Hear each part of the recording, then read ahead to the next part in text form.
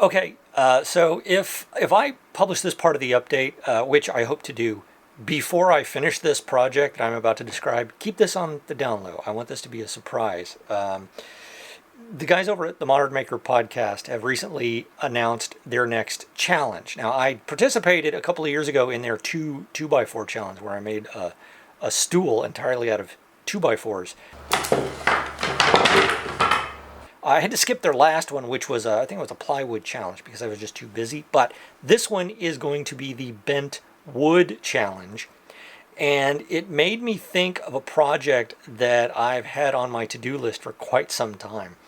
I just ordered, where is it? I ordered a couple of rolls off of eBay of some old 110 film. Some of you might remember this from your childhoods, but this particular roll, it expired in May of 1981. I was 7 years old. Now I've opened up one of these. This is what it looks like. If you don't remember, or if you have never known about 110 film, this is what it looks like. And I am planning to recreate this in a scaled up version as a coffee table.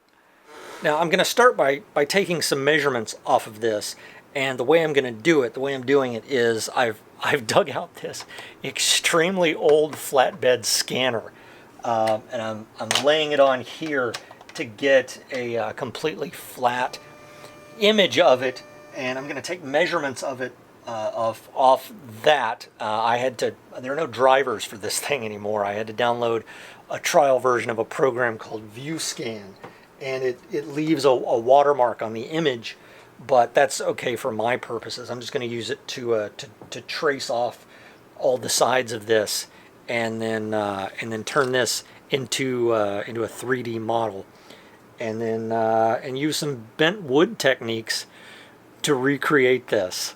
So I'm pretty excited about this because I need a coffee table. So my brother is down here today helping out. There's a broken pipe that we have to dig up and fix, and while he's here, I'm trying to make a little more progress on this extension that I was talking about, building this extension out. Now, one of my biggest problems, and one of the reasons I need help with it, is because of this giant shelf unit that's here. My parents bought this at an auction like 30 years ago, some department store that had closed down or something. I actually remember being there as a child, running around this empty store, this creepy ass empty store. Everything was gone, just rows and rows of these shelves. Anyway, so this is directly in front of this wall here that needs to come out. So this, I've already cleared off all the junk off of these shelves. Now I've got to move all of these filing cabinets and the parts to my gonk droid that I've been working on. I'm going to move all this out of the way so we can swing this entire giant shelf unit out of the way and make some progress on this. And also I have to find out where my brother went.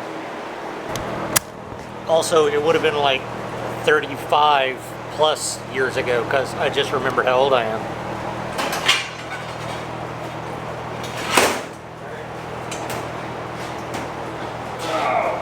That's too heavy for you. Tear these up.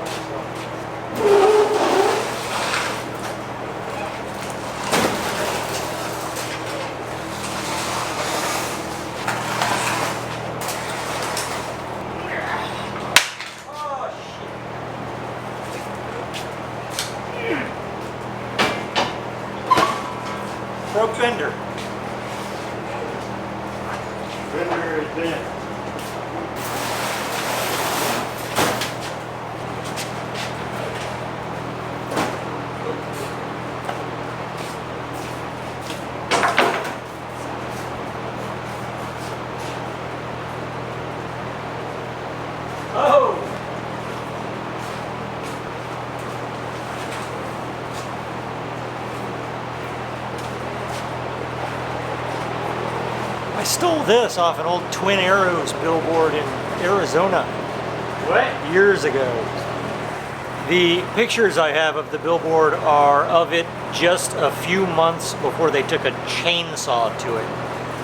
I wanted to save a part of it that pictured the arrows, but those were too big to fit in my rental car.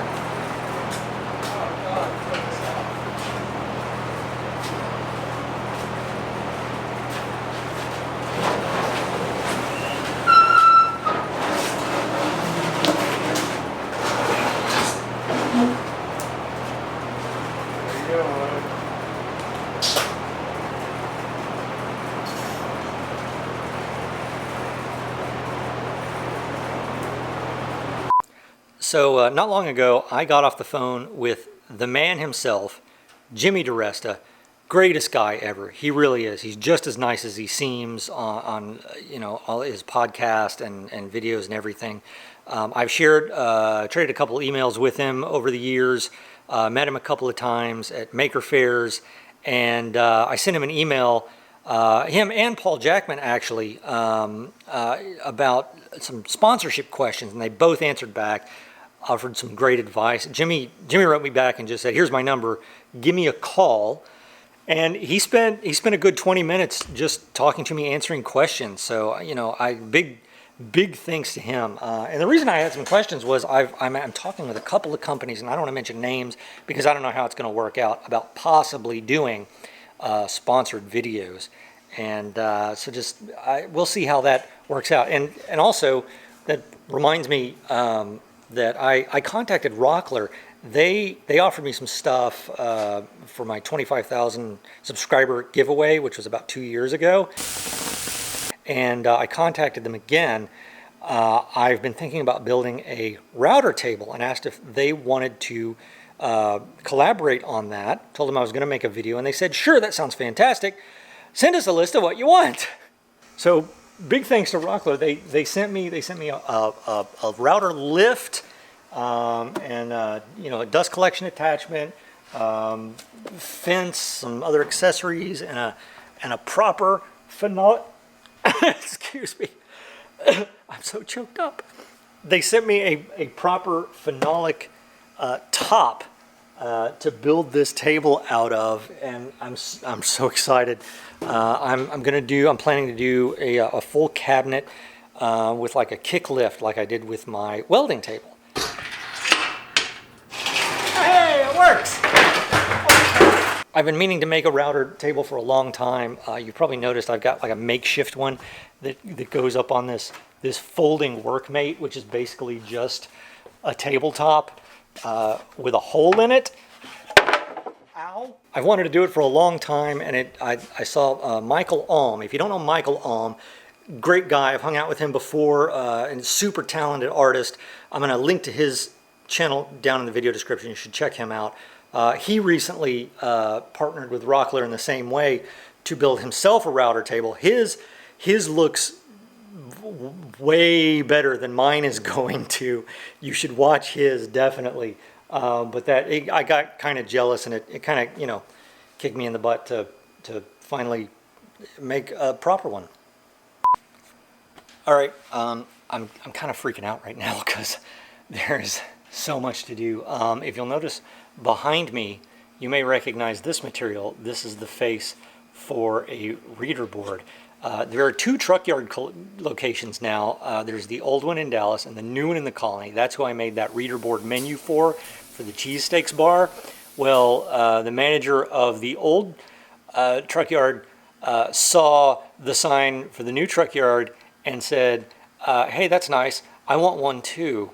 So I've got to make a whole new one. It's a little bit shorter, but it's basically the same size and the same thing. So I've got to knock this out real quick because, and this is why I'm freaking out, Lowell, the company I do the vending machines for, I just sent them a couple of vending machines and 10 neon signs to hang up in various dispensaries, and now they want a much larger 48-inch tall version of one of those signs, and they need it right away because they're opening a cafe. That's right, a weed cafe. and it's going to be open in about a week and a half, and they need it in time for that opening, which means in order to get it there in time, I'm going to have to drive it out to California myself. The sign is just going to fit in the back of my car, so I have a week starting tomorrow. I have to leave a week from tomorrow to get it there in time. So giant sign, big neon sign, and hopefully a little secret project for somebody I'm hoping to hang out with when I head out that way, all in the next like 6 days. So no weekend for me. I just built one of these big menus, and in all honesty, I'm already going back and rewatching the video I just posted just to see how I did it.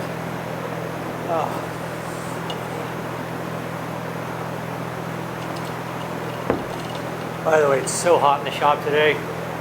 Before I turned the camera on, I was working without my shirt on. But you're not paying to see that. Or, I don't know, maybe I should start another tier. Oh, I'm so loopy.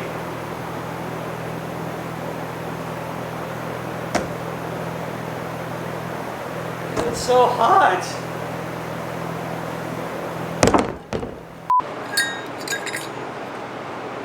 Quick tip, if you're drilling a hole with a hole saw and you're a moron like me and you drill it with the wrong size hole saw, which means now you have no way to run your pilot bit into the wood, well, depending on which hole saws you're using, you may actually be able to nest these.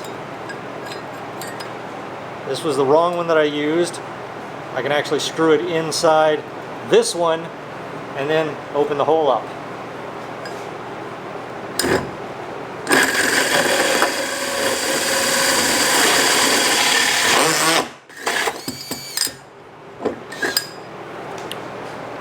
There you go.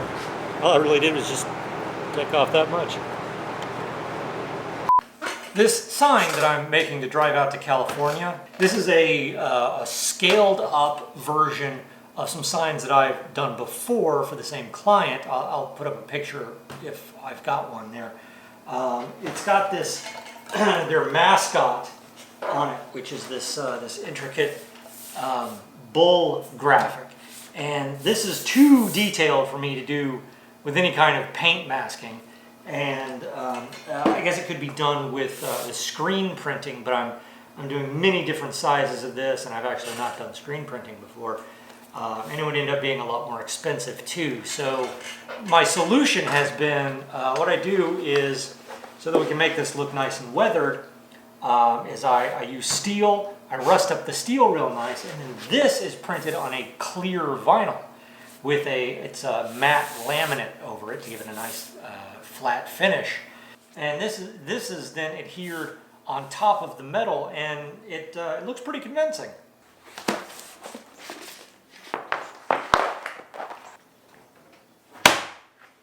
Vinyl is about 1/2 inch oversized, that way I can trim it exactly to my edge. So I turn it over and center up the metal on the vinyl.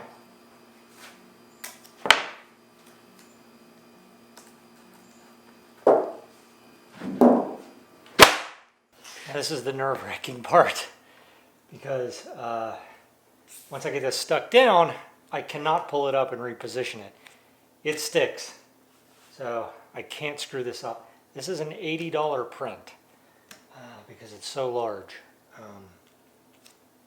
So yeah.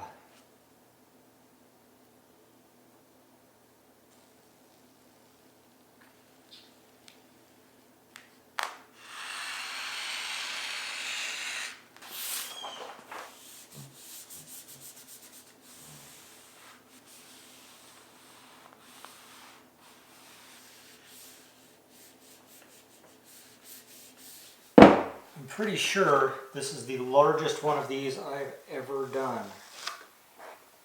It makes me quite nervous, because if you get a kink in it while you're rolling it out, then you end up with it bunching up in some spot.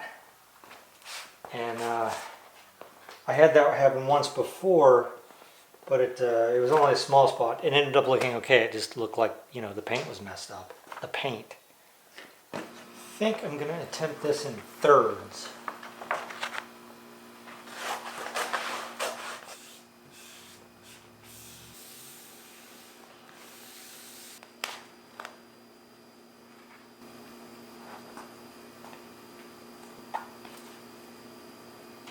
Made 3 hands.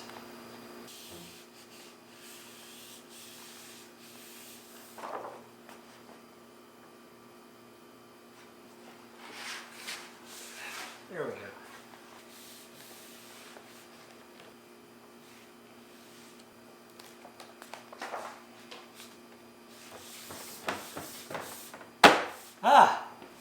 Okay.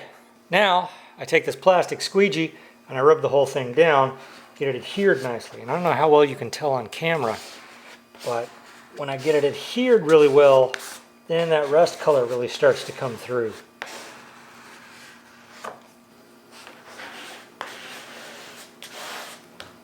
Now, I think I'm going to cut this update here, so there's at least a chance I can get it edited before I leave. I gotta get this done. I gotta put some more weathering over the top of the vinyl here, mount this to a backing, put the neon on there, and I gotta finish probably 2 other projects before I leave in a few days.